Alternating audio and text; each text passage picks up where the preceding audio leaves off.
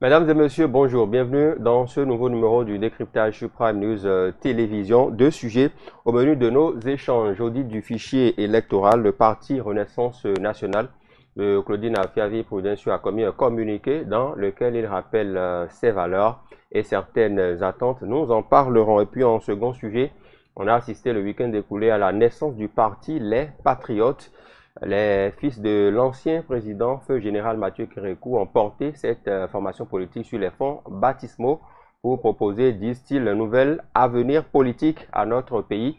Qu'en sera-t-il dans les prochains jours, les prochains mois? Nous évoquerons ces deux sujets avec notre invité déjà en plateau, Gildas Arwangassi. Cher ami, bonjour. Bonjour, cher journaliste. Merci d'être là. Vous êtes acteur politique. Vous passez en revue les sujets brûlants de l'actualité sociopolitique avec nous ici en plateau.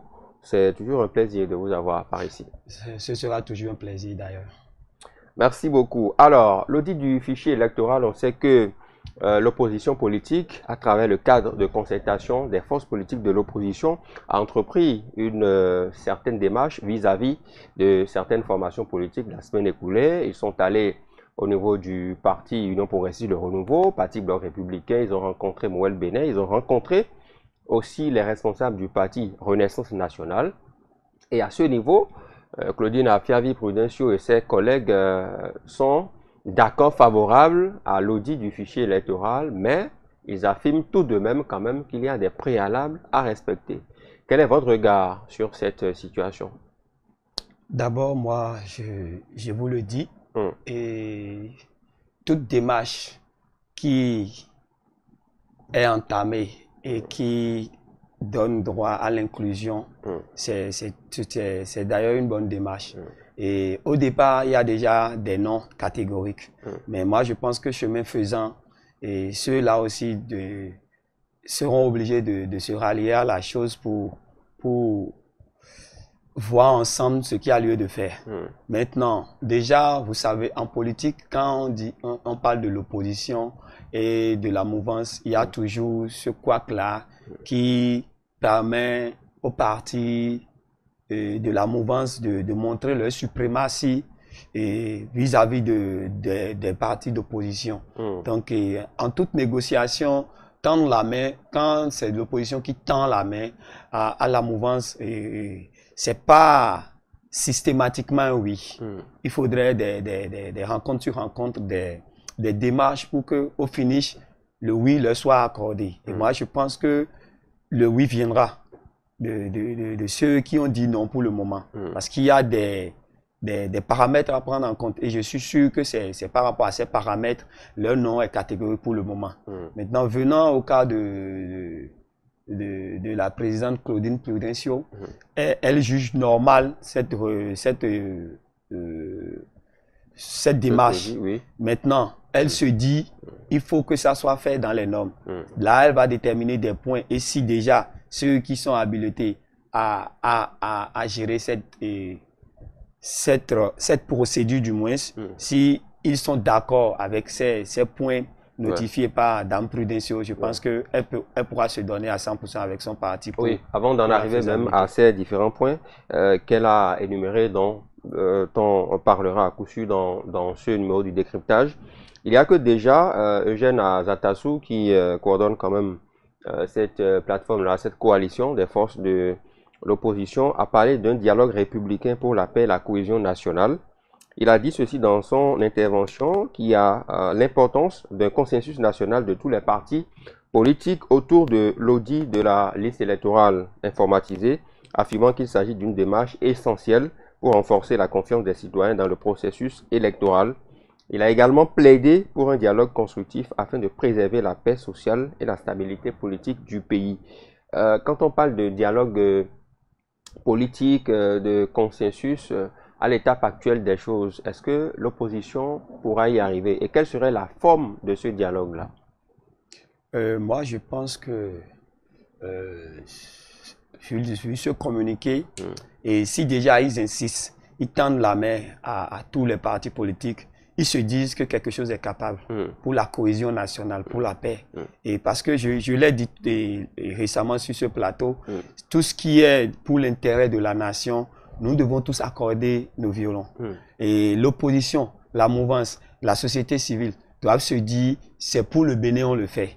Et quand on remonte un peu dans le passé, cette liste électorale permanente informatisée, l'EPI, c'est ceux qui se disent opposants aujourd'hui sont les vrais acteurs de cette liste. C'est ceux-là qui avaient fonctionné pour l'établissement de cette liste. Donc si aujourd'hui, ils font appel et ils disent, venons nous asseoir pour parler de cette liste, je pense qu'ils sont bien positionnés pour faire cet appel. Maintenant, si la mouvance rejette cet appel, c'est à en croire que, bon, c'est vous qui avez contribué à cette liste. Pourquoi nous appeler aujourd'hui? Est-ce que vous avez pensé à ci et à ça dans le temps? Donc, c'est l'ordre normal qu'ils disent non pour le moment. Mais quand on va penser à la cohésion nationale, au dialogue national, je pense que cet appel doit être bienvenu et pour que tout se passe dans l'intérêt commun de la nation. D'accord. Alors, il y a que sur ce chantier du dialogue républicain, imaginons un peu la forme que cela pourrait prendre, parce que quand on parle de dialogue, oui, on s'imagine toutes les formations politiques autour d'une table en train de discuter et tout, mais est-ce que cela va prendre l'allure peut-être de ce qui a fait référence au Bénin en 90 et qui a été quand même un exemple sur le plan africain, une conférence nationale où tout le monde va s'asseoir, ou bien ça va prendre une forme peut-être de discussion à bâton rompu en 2 ou 3 formations politiques. Quelle pourrait être la forme, si on admet que le dialogue est quand même nécessaire, qu'il faut discuter, quelle pourrait être la forme de ce dialogue-là pour que tout le monde puisse parler, échanger et s'entendre sur un minimum? Si déjà les partis concernés se disent avant ce dialogue, l'idéal, voilà l'idéal autour duquel nous rassemblons. Voilà ce qui nous amène à aller autour de la table de négociation. Et chacun se dit déjà, ça c'est pour la nation, on veut le faire. Ça c'est pas pour X ou Y qu'on le fait. Ça c'est pas pour la mouvance et l'opposition, on le fait. On le fait pour le Bénin. Le Bénin, si le Bénin ne va pas bien, est-ce que l'opposition existera? Si le Bénin ne va pas bien, est-ce que la mouvance existera? Non plus. Donc, si déjà l'idéal qui les rassemble est bien cerné par tous les partis politiques, je pense qu'on peut assister à une conférence du genre de 1990. Mais si d'autres viendront à cette assise avec d'autres idées dans la tête, je pense que le dialogue sera un dialogue de sourds. Parce que dans son processus, l'opposition politique, ou encore, si vous le voulez, le cadre de concertation des forces politiques de l'opposition a prévu rencontrer aussi les syndicats, disons, la société civile, voilà, les confessions religieuses, associer tout le monde à cette discussion, à cette démarche qu'ils ont entreprise. Revenons maintenant à ces préalables qu'a posé le parti Renaissance nationale. RN, ils disent ceci en filigrane. Le contrôle de la LEI, liste électorale informatisée, est prévu par la loi électorale, ça tout le monde le sait. Et ce contrôle ne pourrait s'effectuer qu'après extraction de la LEI qui intervient dans un délai de 120 jours avant les élections. Donc le parti Renaissance nationale reste attaché à cet échéancier légal et se dit prêt à accompagner à ce moment-là toute initiative visant à garantir une liste électorale crédible et conforme. Ça veut dire qu'ils attendent les 120 jours indiqués par la loi avant les élections pour pouvoir se prononcer réellement sur ce taudis de la liste qui est quand même prévu par la loi. Est-ce que à cette étape-là, les opposants gagneraient peut-être à attendre cette échéance ou bien ils vont continuer leur démarche telle qu'ils ont commencé?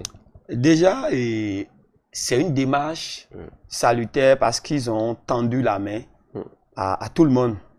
Donc, celui qui tend la main, celui qui dit venons, négocions, apportons des retouches, c'est normal que celui-là ne se fatigue pas de mener sa démarche. Même si RN attend 120 jours pour se rallier ou se prononcer par rapport à ces taux. C'est la loi qui l'a prévu. Justement. Ouais. Même si RN attend ce délai-là pour réagir ou bien pour apporter sa réponse, je pense que Eugène Azatassou et sa bande ne devraient pas baisser la garde.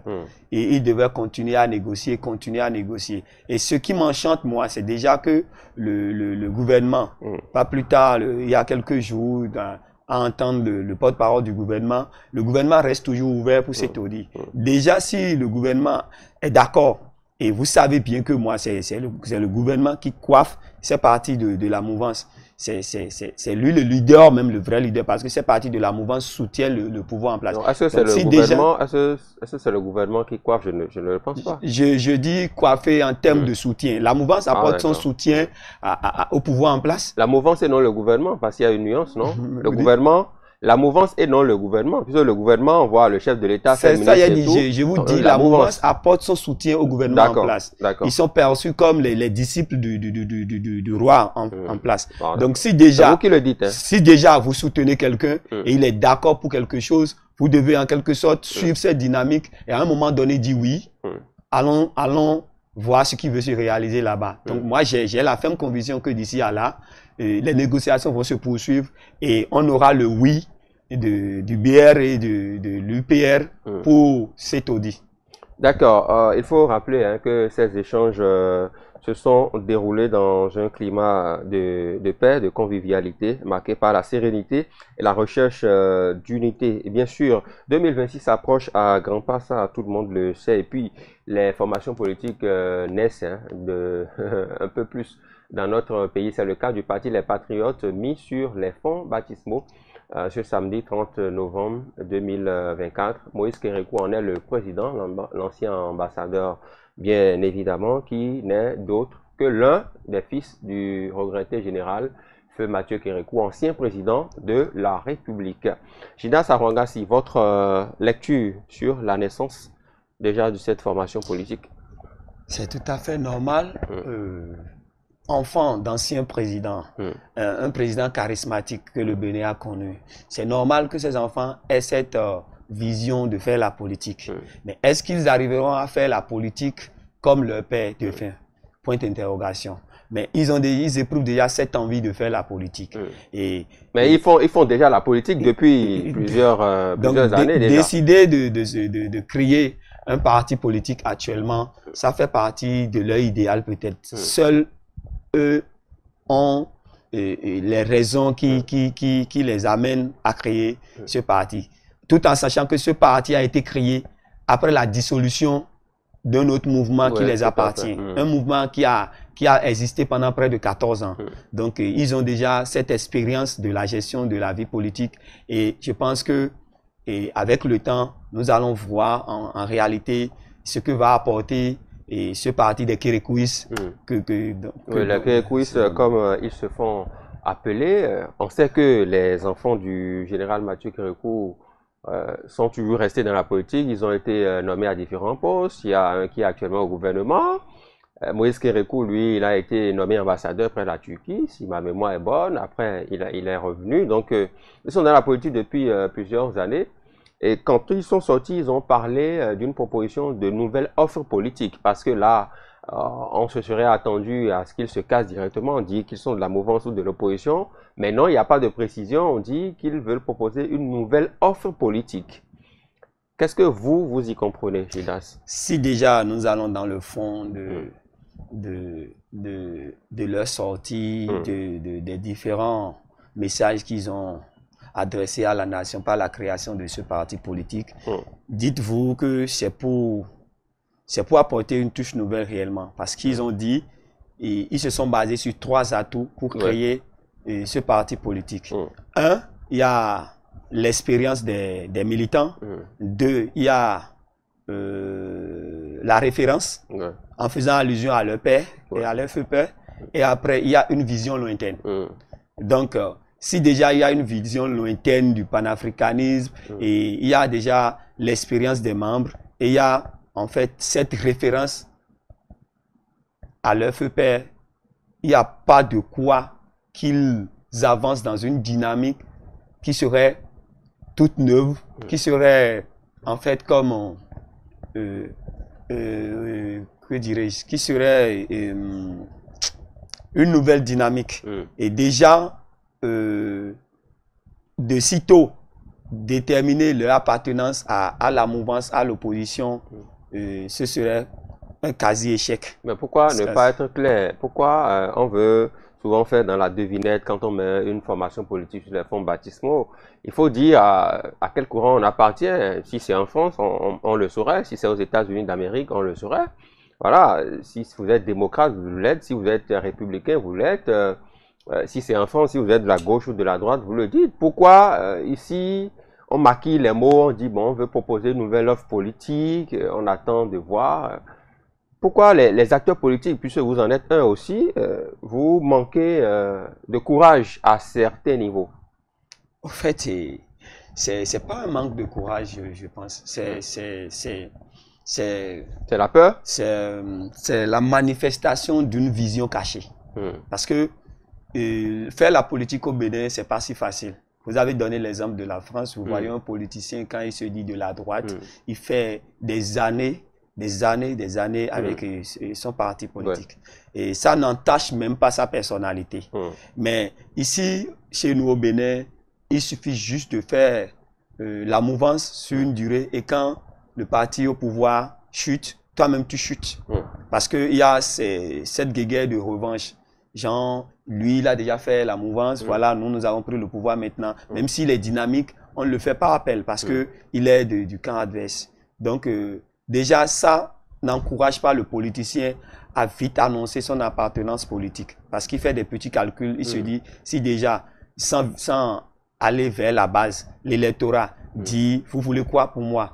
Et êtes-vous d'accord pour que je m'engage avec tel parti? Et si la base lui dit catégoriquement non, il commence par mener des réflexions. Parce que même s'il avait l'envie d'y aller, il se dit, si j'y vais, et puis je ne suis pas sûr d'avoir les suffrages des électeurs dans ma circonscription électorale, c'est un échec. Donc, souffler que les politiciens béninois prennent du temps ou font du petit jeu quand il s'agit d'appartenance politique. De clarifier leur position sur l'échiquier politique national.